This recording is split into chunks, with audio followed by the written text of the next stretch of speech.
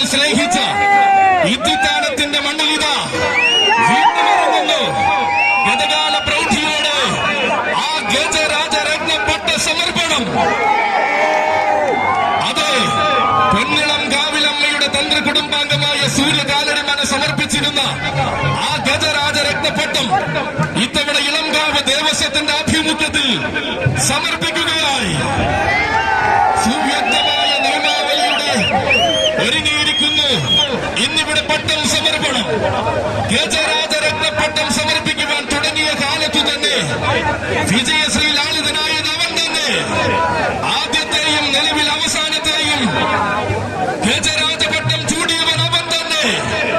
ഉത്തര ഭാരതം കടന്നു വന്ന വീരന്മാരെയെല്ലാം ഉത്തമ അഴക് കൊണ്ട് കീഴടക്കിയവൻ. പേരെടുത്ത് പെരുമാളായി മാറിയവൻ. ആനക്കോട്ടയത്തിന്റെ ഗന്ധർവൻ സാക്ഷാൽ പാമ്പാടി രാജൻ.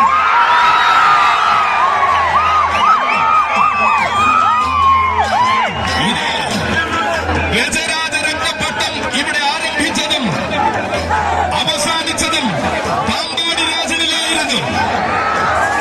കുറച്ചിടവേളകൾക്ക് ശേഷം ഇതാ ഇത്തിത്താനം ദേവസ്വത്തിന്റെ നേതൃത്വത്തിൽ ഇന്നിവിടെ ആരംഭം കുറിക്കുന്ന ഗജരാജരത്നപ്പട്ടത്തിന്റെ അവകാശിയാരായിരിക്കും?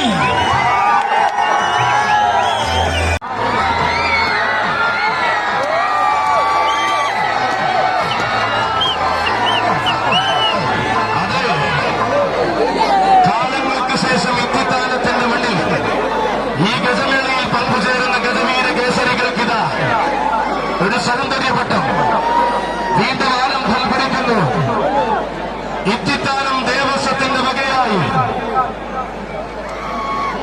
പങ്കുചേരുന്ന ഗജവീരന്മാരിലെ സൗന്ദര്യ ശ്രീമാനായി കാണുന്ന ഗജവീരന